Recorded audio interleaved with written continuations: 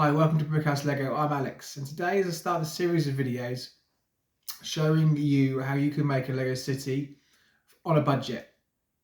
I'm just waiting for a few parts to come through from Lego and Bricklink, so I thought I'd do a few of these vids to show you kind of how you can do it. You can buy Lego on a budget, slowly and gradually. So the first thing I'm going to talk to you about in terms of building your Lego city is the planning. So what you need to really have when you start out on your Lego city is a plan of what it's going to look like. Now that plan might change in terms of expansion, but you really need to set out piece of paper, write down what you're going to look at, whether you're going to have a rail track, where the roads are going to be, what roads you're going to use, and then perhaps have a little bit of an inkling of what buildings you're going to have or what kind of style you're going to have. I've gone for the traditional Lego City kind of vibe. That's my kind of thing. The people like Ninjago, they like Star Wars. They build their own bespoke stuff.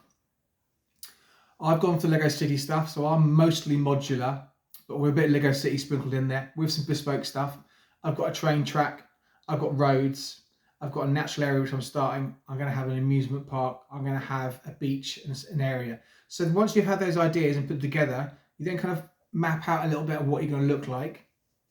And then that's the first thing really what you want to think about. So you really want to map out what you want to put in, what areas, and that kind of directs you towards what you're going to place it on.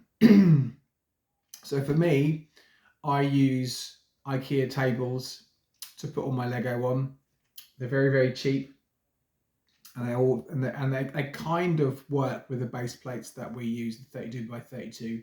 I know some people use the 50 odd ones, but I use 32 by 32s. And then once I've got about 9, I think. You can have as many as you want. It depends how big your room is as well. Let's just think about that for a second. I forgot about that. How big is your space? I've got a reasonably medium-sized room upstairs in my house. My missus won't let me have anything bigger, and the garage is too cold. So I have to work within my spaces. Now, if I had a bigger space, I'd probably have a bigger city and have bigger plans. But that's for another time. For the time being, I'm working within my means.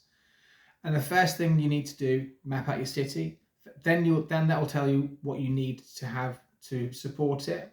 And then you need to start thinking about the infrastructure that you have. Now I use a pencil to pencil out on the white of the pet tables where you want the roads, where you want the train tracks. And then it's a case of starting to buy this stuff. Now I know Lego is very expensive, and if you haven't got that much money to start with, there are varying ways around it. You know, at the end of the day, it is going to cost money. But it's a gradual process, and I think in certain ways, if you gradually do it, there is a certain more satisfaction at the end of the day. Certainly, from a personal point of view, every day I look at it, and there's extra bits, and there's more satisfaction at the end of it.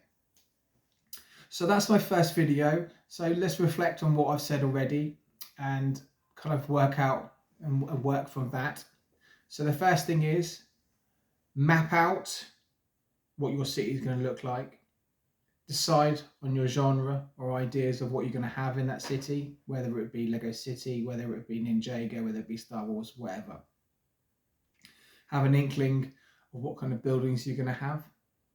Then you're going to have to think about what base you're going to put it on, whether you're going to have a wooden bespoke base, whether you're going to use tables, and then work within the confines of your room. Once you've got that, you can then start penciling out the infrastructure on the tables and working out where you're going to work from there. That is where, before you have any kind of product from Lego, Bricklink, or wherever you want to buy it from, that is where you need to start from. So that's my first video. I hope that's really helpful. In the next video, I'm going to start giving you some ideas of where to buy it from, what to buy, and of course, any more handy hints. As always, like and subscribe, and I will see you on the next video.